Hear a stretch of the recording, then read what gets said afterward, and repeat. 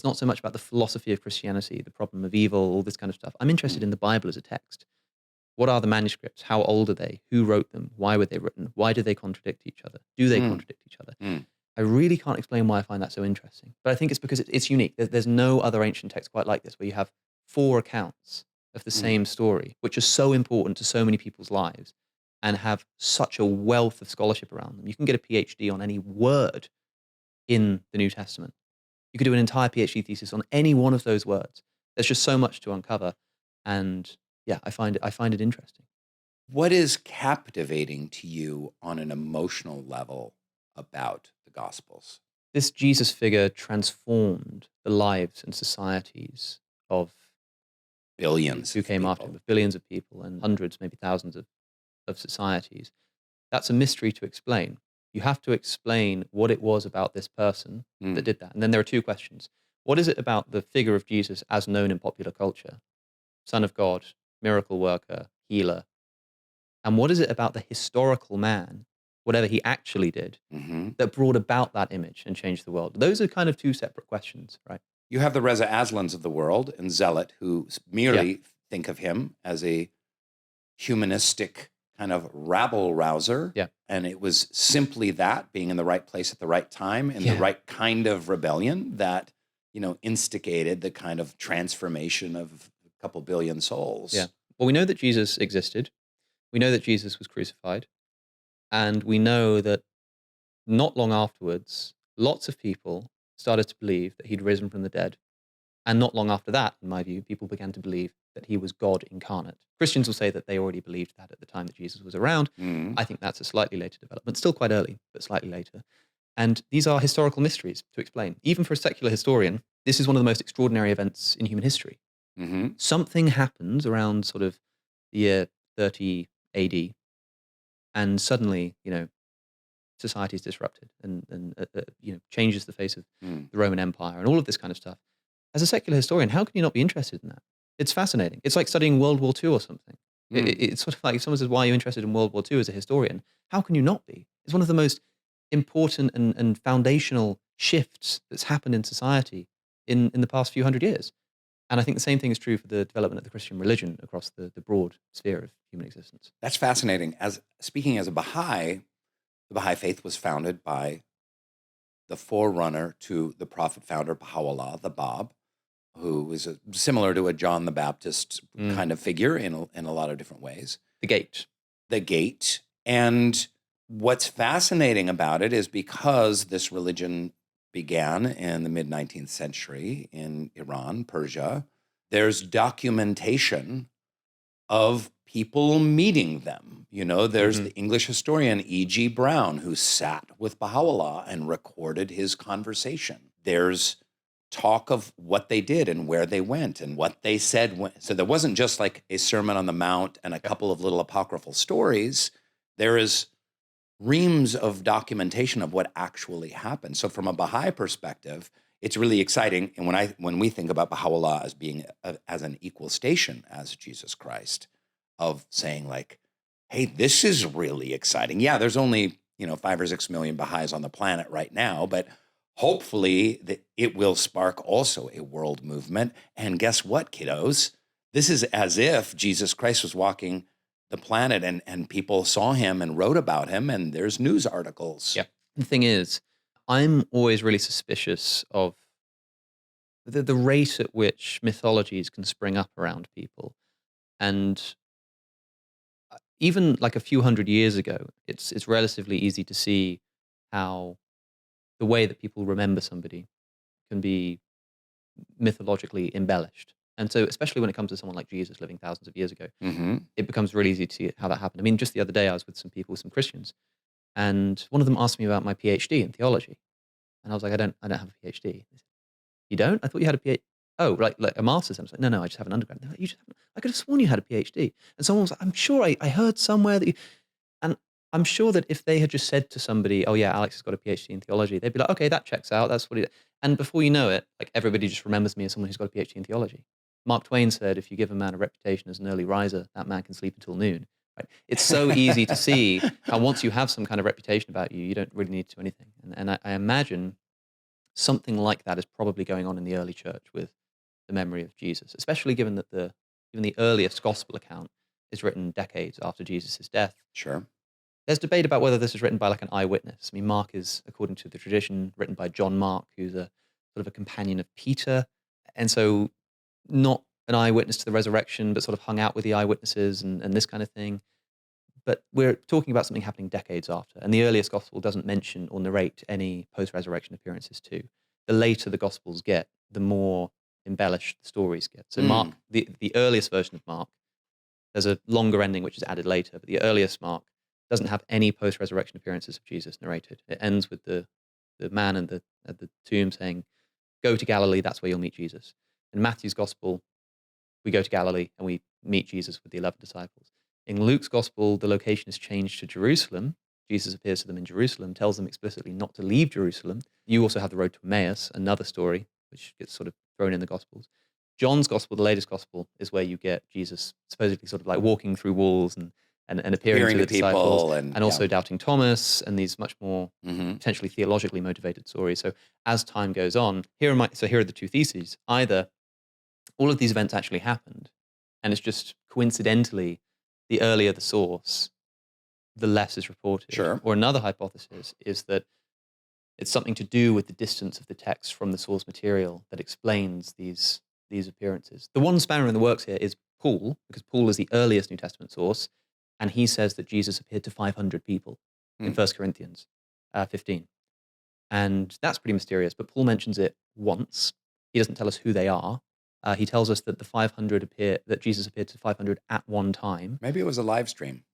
Yeah. Well, do you know what? It was probably something similar to that in terms of broadcasting, because there's a Dale Allison in his great history of the resurrection, or his sort of case for the resurrection. It's a wonderful, wonderful text. He points out that the Greek terms here can also be translated as that Jesus appeared above 500 people or over 500 people. And in the psychological literature, we have examples of people seeing visions in the sky. How do 500 people see Jesus all at one time? Probably some kind of vision in the sky, similar to the one that Paul had himself. So I'm not sure that would be the best kind of evidence. Also, of course, people forget that in the Gospel of Matthew, chapter 27, Matthew says that when Jesus dies, there's a great earthquake, the second at the time in Matthew's Gospel, and the tombs open, and the holy ones of Jerusalem get out of their graves and start walking around Jerusalem and, quote, appeared to many. So a lot of Christians simply think this didn't happen. This is some kind of myth. But we have as much evidence for the 500 appearances in Paul, just one mention. Yeah. And if you think that a lot of people how do you pick and choose? A lot of people just don't even know that Matthew's Gospel says when Jesus dies, the graves open and many of the holy ones are walking around Jerusalem, appearing to many. If you think that Matthew either made this up or got it wrong, or maybe it's supposed to be understood mythologically, what are you saying? You're saying that Matthew is willing to incorporate mythological stories about people rising from the dead that didn't actually happen in order to serve a theological point. And then you have to go back and address the resurrection. And what about the Gnostic Gospels? Do you think that they add anything to this equation? Oh, they add so much. This is not my area of expertise. They add so much. A lot of Christians get annoyed at me for just how much I bring up the Gnostic Gospels, because they're all saying, Alex, they're dated so much later and they're obvious frauds. And okay, fine. Even if they are, what it tells us is what early Christian communities believed about Jesus. Right? Even if you can't properly source these in eyewitness testimony or anything, you have Gospels with all kinds of theologies which tell us that there are early Christian communities who have completely different visions of what Jesus is all about. The most famous is probably the Gospel of Thomas, likely dated to the mid-second century AD, so later than the Gospel of John. Some people date it earlier, it's a bit controversial. It's a sayings gospel, just a list of Jesus' sayings. It's got some weird stuff in there, but also doesn't mention the resurrection. It doesn't even mention it, because the Gnostic Gospels, Gnostic from gnosis, for knowledge, it's all about having the right kind of knowledge that will save you. It's not about throwing yourself on the resurrection. It's about learning the right kind of thing. So in one passage, Thomas is pulled aside and Jesus says 3 words to him. Thomas goes back and the disciples say, what did Jesus just say to you? And Thomas says, if I told you, you would pick up stones and throw them at me, and the stones would turn into fire and then come and consume you. He seems to be saying that if I told you what Jesus just told me, you'd accuse me of blasphemy and try to stone me to death. What can someone say in 3 words that could be that kind of level of blasphemy? People suspect it's something like... I got them. I got the 3 words right here. Ready? You ready? Hit me. There's no hell. Yeah. Well, it could be that, but then well, the question is, does it fulfill blasphemy? Like if somebody said, I don't Mm. believe in hell, which wasn't a very sort of well understood doctrine at the time of Well, in Jesus' the life. evangelical community, that's blasphemy. It's That's enough to probably, you get you probably get cast stoned for out of that your today. church. Yeah, Yeah. yeah, yeah. Mhm. At the time of Jesus, I think the only thing that could really get that is something like, I mean, people suspect that Jesus might have said something like, "You are God," or "I Mm. am you," or Mm. "You are Mm. divine," or something. And the Mm. message of Mm. the Gnostic Gospels seems to be something like Jesus has attained this spiritual status with God, but that's something that you can do too if you have the right kind Kind of of like the knowledge. Buddha. You Yeah, can you attain can do it as well, right? bodhisattva. Yeah. And there are some indications, even in the canonical Gospels, that that's what Jesus was about. So when Jesus famously says, "I and the Father are one," or "Anyone who's seen me has seen the Father," he then says that I am in the Father and the Father is in me. And he Mm. seems to specify that that's what he means. But then he prays in John chapter 17 that the disciples will all be as one and that they will be in him as he's in the Father. As if this unity that Jesus has with the Father is something Mm. the Mm. disciples can also achieve. So if you want to say that Jesus is claiming to be God, then this would seem to imply that the disciples can do the same thing. That, if you don't fully understand what we're getting at here, can sound incredibly blasphemous. You're saying that Thomas the apostle is God? That's blasphemy. I'll throw these stones at you. But the point, and Right. that's why you have these secret teachings of Jesus, even in the canonical Gospels. In the Gospel of Mark, it's said that Jesus is walking around speaking in parables. You can look this up. This is amazing. In Yeah. the Gospel of Mark. And the Gospel That's how says, it begins. That's the whole yeah, beginning and the part. Gospel says, he did this so that they will be, and he quotes the Psalms, ever seeing, but like ever looking, but never seeing, ever hearing, but never understanding. But when he was alone with his disciples, then he explained everything. So even in Mm. the canonical Gospels, we have a public ministry and a private ministry of Jesus. And we Right. don't know what the private ministry is. We don't know what the secret stuff Jesus was saying to the disciples are. The Gnostic Gospels are, by and large, people's attempts to sort of portray what it was that Jesus was saying in those Ah. private meetings. But it's the reason that it's not canonical is because, in part, well, partly it's late, but also it's got some weird theological stuff in there. Thomas at the end says, the Gospel of Thomas at the end, the disciple says to Jesus, "What about Mary Magdalene? You know, she's a woman, but she's been really good. Is she going to enter the kingdom of God?" And you'd expect Jesus to say something like, "Yeah, no problem," you know. But Jesus says, I will make her into a man. But any woman who makes herself into a man will inherit the kingdom of God," or something like that, which is like bizarre. That's weird. Yeah, so stuff like that. Or when Jesus, there's like isolated quotes, no narrative, so they're just completely out of context. Jesus says Mm. something like, "Whoever comes to know the father and the mother, he shall be called the son of a prostitute," which is really strange. That might be a mistranslation because I think like the version we discovered in the 1940s was written in Coptic. It was a Coptic translation of an earlier Mm. source, and there's some suggestion that the translated word for like prostitute is very similar to, I think, something like son of God. So son, and there's like a mistranslation. Like So son of a bitch, son of yeah, God. yeah. Yeah. Well, so this is what's interesting because there's theology to unpack, but there's also like, is it just a mistranslation? We know that there are frauds. My favorite obvious fraud is the gospel of Jesus' wife. You heard of the gospel of Jesus' wife? That sounds like a Dan Brown novel. Exactly. And suspiciously, it got uncovered around the time of the success of the Da Vinci Code. A small Oh wait, fragment, yeah, it was right. Okay, a very I small know about fragment, this. I know you're which talking about. Yeah. mentions Jesus' wife. It also mentions Mary Magdalene, implying that that's the wife. And some scholars think that this is real. They date the papyrus. It's pretty old. It's like old papyrus. And people aren't really sure what's going on here. We know it's a fraud. The reason we know it's a fraud is because the gospel of Jesus' wife, this fragment of the gospel of Jesus' wife, quotes the gospel of Thomas in an Aramaic translation. The gospel of Thomas, we have a Coptic version. It's an Aramaic translation. It makes a typo in the translation on this ancient fragment. In the translation of the gospel of Thomas, there's a mistake. There is one other place where that exact typo occurs, which is on a website which translates the gospel of Thomas into Aramaic. So, Oh, so whoever wrote this, whoever they took it forged off this, of Google search. they took it off the internet. Yeah. And this website Yeah. also has the exact same line formatting, which is like unfathomably unlikely, as well as that same mistake. It's like a typological error. And so, and they've taken this and they've written this forged material onto genuinely old papyrus to try and fool people and make a bunch of money. But we know it's a fraud because Mm. we can see, well, where did he get this translation? He got it from a website. I asked you what moved you and captivated you about the Gospels. What moves you and captivates you about the personage of Jesus Christ? It seems like Jesus challenges you, like he challenges his disciples, to try to understand what he's really about. The big motif, especially I think in Mark's gospel, is the disciples' sort of ignorance and cowardice. They will flee at the time of the crucifixion. Like it's like if they'd have understood what Jesus is saying, they would have known what was happening and they would have stood firm in their faith. There's this motif that people are constantly not understanding him. The Pharisees are constantly misunderstanding him, and he gets angry at them for it. The disciples are bewildered. They're like, "What does this mean? Please explain it to How us." is that captivating to you?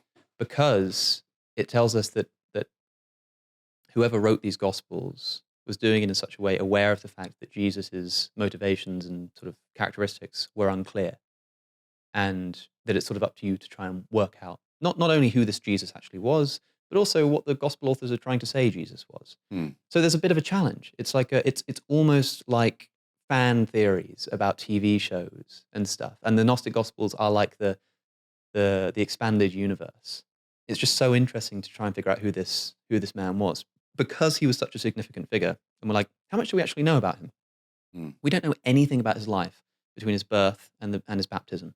And even the birth narratives are probably like mythological. Yeah, And at like least in the case of Luke. fleeing to Egypt and the firstborn sons being killed. Yeah. And all And that. I think that Luke's birth narrative in particular was added later. I think the gospel already existed and the birth narrative gets added on at a later point. It's really interesting. In Matthew's gospel, you have the genealogy of Jesus. That's how it starts. Hmm. So it lists all of the names back to I think Abraham, and then we get on with the birth narrative, and then on with the story. In Luke's gospel, you have all of this stuff about the birth of John the Baptist or the pregnancy. Well, isn't that there to show the importance of Jesus' connection to Abraham, Yes. the father of monotheism? So that's what it's trying to do. Matthew is trying to show Jesus as fulfilling prophecy. So in particular, he is of the line of David.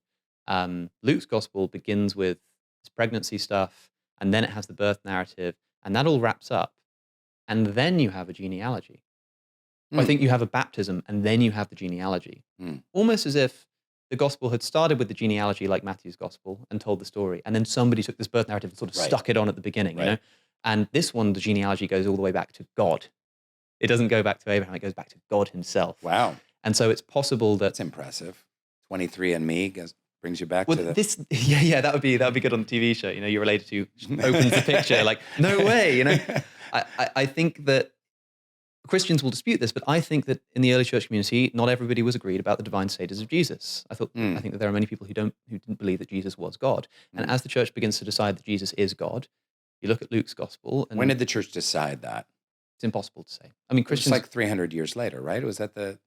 What it seems Council like... of if you're thinking of the Council of Nicaea, that was the Trinity was established, right? That was an establishment of lots of church doctrine, but the ideas that were agreed upon are much earlier than that. For example, the canonization of the four Gospels. Some people think that that's in the Council of Nicaea. Like, I think Athanasius is our first. He like writes the books of the New Testament that we have today, and that's much earlier. I can't remember exactly when, but no, a lot of these ideas are much earlier than that. Paul himself. Some will say Paul thinks Jesus is God. That's a very plausible thing to say.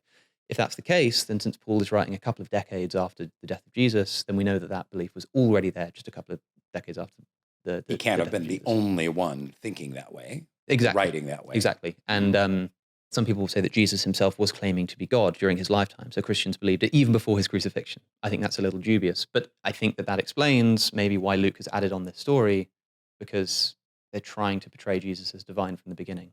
Here's God, sending the angel, saying that you're going to give birth to Jesus, and sort of giving this much higher Christology than perhaps was present at the time of the writing of the original gospel. Isn't it really But difficult? nobody really knows.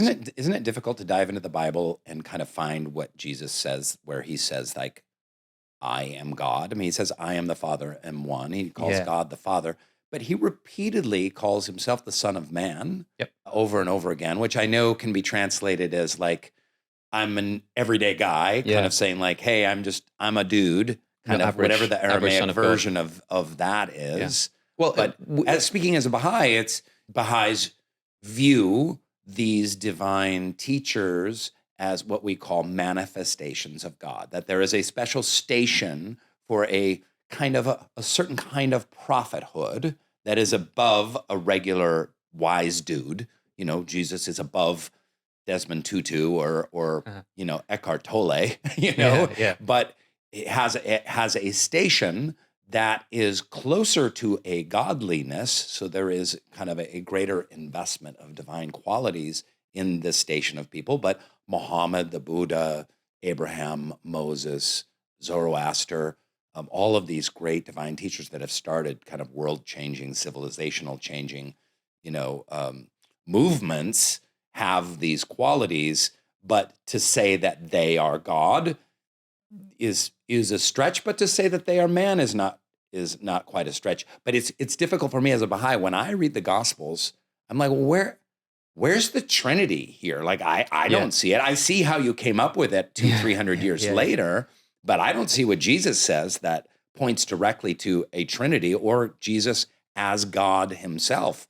Was this partially being in the land and time of gods, where villages had their gods and peoples had their gods, and that he needs to be like seen as like a son of a god, which seems very Greek to me. Like there's gods and then they have sons, and sometimes those sons come down on, and walk among humans. You know what I And mean? copulate with humans, and you end up giving birth to sort of human gods. And As a Baha'i, I get very confused by the certainty with which Christians say Christ is Lord, the Trinity is infallibly true, and it's the only way to understand the divinity of Jesus. this is church doctrine. There are debates in the early church about how to consider Jesus. Is he fully God, fully man? Is he a God with the appearance of a man? Does he sort of seem like he's feeling pain, but doesn't really because he's God and God can't feel pain? Like people aren't really sure. And then it's finally decided Jesus is fully God and fully man. But it's like, okay, what I'm interested in, because I don't care about church like doctrine. I mean, it means literally nothing to me. What I care about is what do we get from the actual Gospels and the letters of Paul, right? Okay, does Jesus claim to be God? Like there are quotes that seem to imply that, such as "I and the Father are one." Anyone who's seen me has seen the Father, as he says to Philip. Also, interestingly, in John chapter 8, verse 58, Jesus says, "Before Abraham was, I am." Mm. The reason that's interesting is twofold. Firstly, he seems to be giving himself and potentially eternality, but certainly existing before his birth, in a way that he doesn't seem to give to Abraham. So if Abraham's very special, but before Abraham was, I am. Abraham had a beginning. I existed beforehand. The reason it's got that weird grammar, before Abraham was, I am, is because Jesus says ego eimi in the Greek, which is thought to be an invocation of God's name in Exodus. When Moses says, who shall I say that I've spoken to? God says, I am that I am. Like the name of God is I am, Yahweh. Mm-hmm. And so when Jesus says ego eimi, I am, it's like he's saying before Abraham was, I am, and invoking the name of God. And then the Pharisees pick up stones to throw at him, to stone him. So they think he's committed blasphemy. How can that be explained unless it was quite obvious that he was saying I am, claiming to be God? The issue is I am ego eimi can also just mean like it's me. In the very next chapter, the blind man is healed. He goes back. People say, aren't you the man who was born blind? And he goes, ego eimi. When Jesus walks on the water, the disciples think they've seen a ghost. And Jesus says, don't be afraid, ego eimi. And that's translated by most Bibles as just, it's me. So it's not entirely clear. But Jesus does seem to be doing something like claiming to have existed before his human birth. That's for sure. We know that.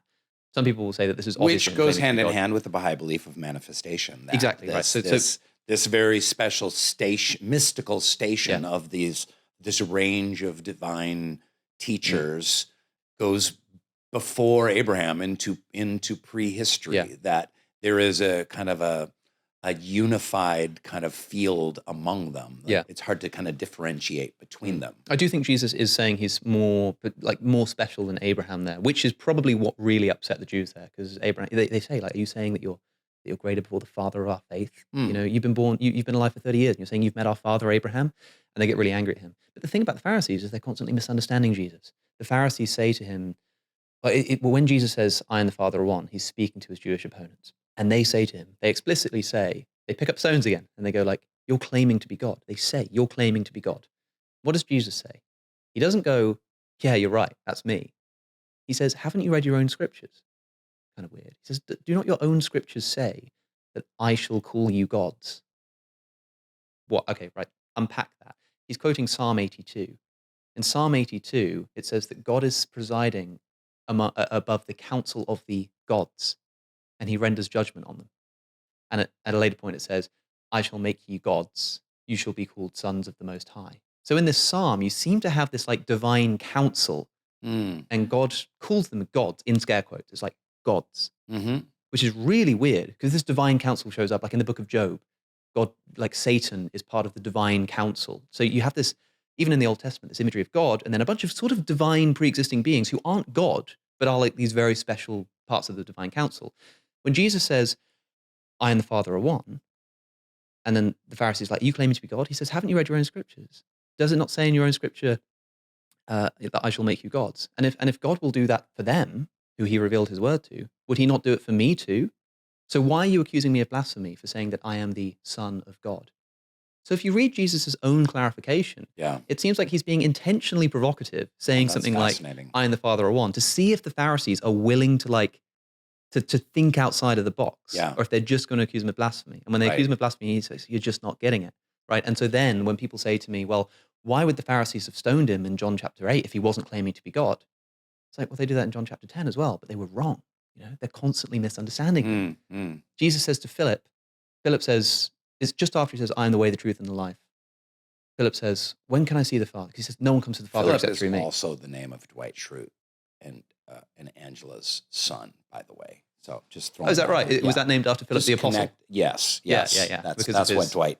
That's why Dwight named him that. Yeah, it's Dwight's. Dwight's a. What is he? He's a Mennonite. He would be a weird offshoot of Mennonite. Yeah, like an ancient Mennonite. You know like why they speak only Old German?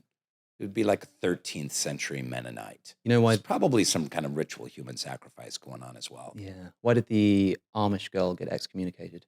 Why? Too Mennonite. Good night, everybody. Someone liked it. Anyway, go ahead. Jesus says to Philip, Philip says, well, when can we see the Father? And Jesus says, Philip, how long have you been with me? Anyone who's seen me has seen the Father. Like, well, Jesus is claiming to be God again. Okay, maybe not. Because then he then clarifies this whole thing, I am in the Father is in me. And he sort of ends up saying, like, when this is all revealed to you, you will be in me, I will be in the Father. Sort of this big sort of divine concoction, this big divine cocktail. And so if you have a naive reading where somebody pulls a quote and says, I and the Father are one, there it is, Jesus is claiming to be God. I can say, well, Jesus also says the Father is greater than I. Jesus also says, my God, why have you forsaken me? Right. Jesus says things which seem to separate him from God. And if I say that to a Christian, if I say, why does God say that, the Father is greater than I? They go, oh, well, but you've got to understand the context and you've got to read what happened before and you've got to read what happened. But when it comes to before Abraham was I am, it's like, there it is, there's your quote, and that's all you need. This is one thing that's very frustrating. And as two non-Christians having a conversation about Christians, one of the things that's very frustrating to me as Christians is it all seems very cherry-picked. In a way, like I referenced before, Jesus calling himself the Son of Man. Like, why is he the Son of God? He calls himself the Son of Man the entire friggin' Bible, like 137 times. Oh, well, you've got to understand the context and what that phrase means and why this. But in this one phrase, he says that. See, that's the truth. Like, well, who decided that? Oh, did you decide that in 300? Did you decide that? Did the Seventh Avenue Methodist Church of the Lutheran, this church on the corner decide that? Like, who's making these decisions? There seems to be some universalities that have kind of been predetermined, and it's very frustrating to engage in kind of a deeper conversation of let's just look at the text and can we decide for ourselves? Like, why do you sign up to be a Christian and you sign up for this specific and certain doctrine and don't? You can't change the doctrine at all. Most of Jesus' wrath in the New Testament is reserved for the Pharisees. Why? Because they're hypocrites. Because they're the ones who are supposed to know better. Right? People are constantly coming to him and sinning and getting things wrong, but he's totally forgiven. And the Pharisees are the kind of priest class the Jewish of Jewish clergy of the time that are supposed to be the knowledgeable ones. Yeah, and this is who Jesus calls like you brood of vipers, and says these things that are very unlike Jesus. And I think it's because the Pharisees are the ones that are claiming like, no, we know the law of God. We've got it under wraps. If somebody says, I'm a sinner, I've messed up, or they misunderstand something, that's fine. But if they claim to be this authority, then it makes it all the worse. And what's the lesson we can learn from that when we look at the religious traditions of today that say, no, I have the word of Jesus, and you can do this and can't do this because Jesus said this and Jesus said that. Mhm. That's exactly what the Pharisees were doing to Jesus when he was Sure. healing on the Sabbath. And said, but the law says you can't do that. And Jesus Mhm. is like, come on, man. Like, Well, this is, you know, I'm sorry to keep going back to my faith, but I just find this fascinating. First of all, I find it fascinating that I'm learning so much about Christianity from an atheist. God bless you, Alex. Baha'u'llah claims to be, in a certain regard, the return of Christ, in that there is a fulfillment of a Christ prophecy. Mm. You are not ready to know all that I can tell you. I will return again to you under a different name. He will come like a thief in the night, etc. That Baha'is believe is true for Baha'u'llah. This is going to piss a lot of Christians off. And the Christians will just say, well, he can't be the return of Christ, and here's why, because it doesn't fulfill this prophecy, it doesn't fulfill this prophecy. And then you say, yeah, but the Pharisees were using all of those Exactly the arguments same. of why Jesus couldn't be the Messiah, Yeah. because he wasn't of the house of David, and he wasn't on a throne, and he didn't have sword by his hand, and he didn't, lead an army, and he didn't, you know what I mean? Like, and I'll point that out, like, well, it doesn't correlate. There's zero correlation between those two things. It's like, no, it's actually the exact same thing. I'm not saying Christians all need to sign up and believe that Baha'u'llah is the return of Christ, but it's all too easy to just say, no, that's not what the scripture says. It's like, scripture doesn't, like, there are places where scripture just says something quite explicitly and straightforwardly, but I think especially when it comes to things like Jesus' love thy divinity, neighbor. things like Jesus' divinity, things like prophecies, they're a little bit more room to maneuver. The other thing to notice about all of this, of course, the Jesus claiming to be God stuff, is that I've just given you a bunch of reasons why these 3 famous quotes in the Gospel of John might not indicate that Jesus is God. But let's just say that actually he did. Let's say we uncover a new ancient manuscript of the Gospel of John, and Jesus literally says, I am God, worship me, right? Even then, there's an even bigger question. John is the latest of the 4 Gospels to be written, probably around 90 AD, maybe slightly later. If Jesus was actually just walking around explicitly claiming to be God, why do none of the other Gospels mention it? Do they think it was like an irrelevant detail, like not worth including in their narrative? They'll include the story about Jesus like withering the fig tree, but there's stuff about him So you think literally claiming to they be God. needed to goose the mythology a little bit? Like as we get to these later Gospels, let's just goose it up. We'll turn the temperature up a little bit. It make them a seems- little more godly.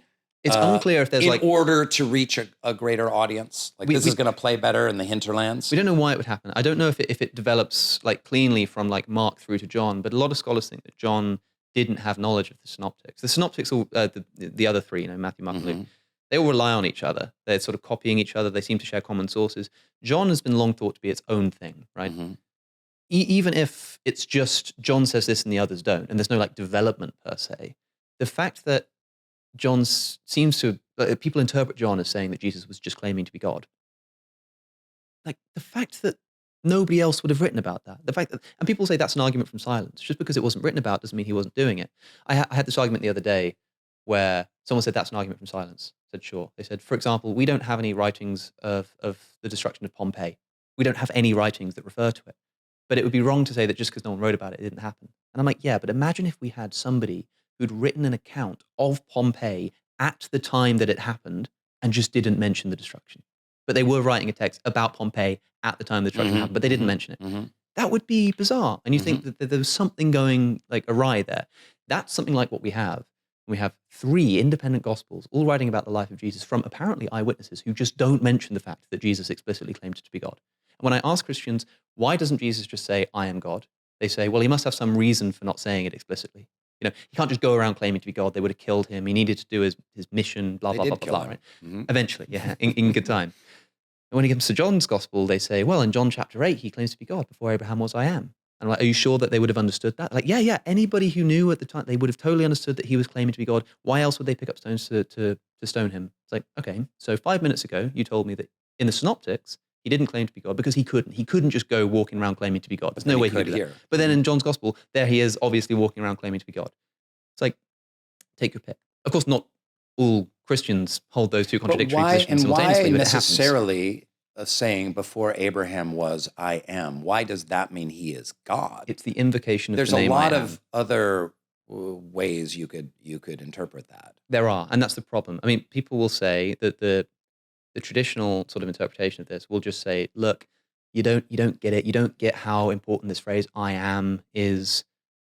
Of course, remember that we're reading a Greek translation of an Aramaic-speaking man quoting allegedly a Hebrew prophecy, right? What I would say is that at best, I think we could have reason to think that John, the author of John's Gospel, is trying to put the words "I am" in the divine sense into Jesus' mouth. But we can't be sure about that, because all we know is that John wrote that Jesus said "ego eimi." And like I say, like Paul says "ego eimi." Lots of people threw it around. And also, when people say, why would they stone him if he wasn't claiming to be God? In the book of Acts, St. Stephen has a vision before the Pharisees. He looks up, and what does he see? He says, I see God, and I see Jesus sat at the right hand of God. Firstly, separating Jesus from God. Mm-hmm. Secondly, he then gets stoned to death. They pelt him and they kill him. A lot of stoning going on. Yes, a lot of it. Then. Yeah. If you're willing to stone Stephen just for saying that he saw Jesus at the right-hand side of God, you clearly don't have to be claiming to be God, much less even just claiming that Jesus is God in order to be stoned. To be in fear of your life. So given that I don't think we have quite enough evidence to know that that's what Jesus was saying there, but even if he was saying it there, the fact that it doesn't show up in any other sources gives me reason to suspect that that's a historical account of what happened. You know what? We need to shut up about the Bible. I didn't have any Bible questions on here. I don't have any, and we just spent 45 minutes talking about the Bible. I wanted to talk to you about consciousness. What the hell is going on? Everything's about the Bible. And where did Kartik go? He just left. He's like, this is boring. I'm bored. I don't give a fuck. My producer's gone. Crazy. The Soul Boom Podcast. Subscribe now on YouTube, Spotify, Apple Podcasts, and wherever else you get your stupid podcasts.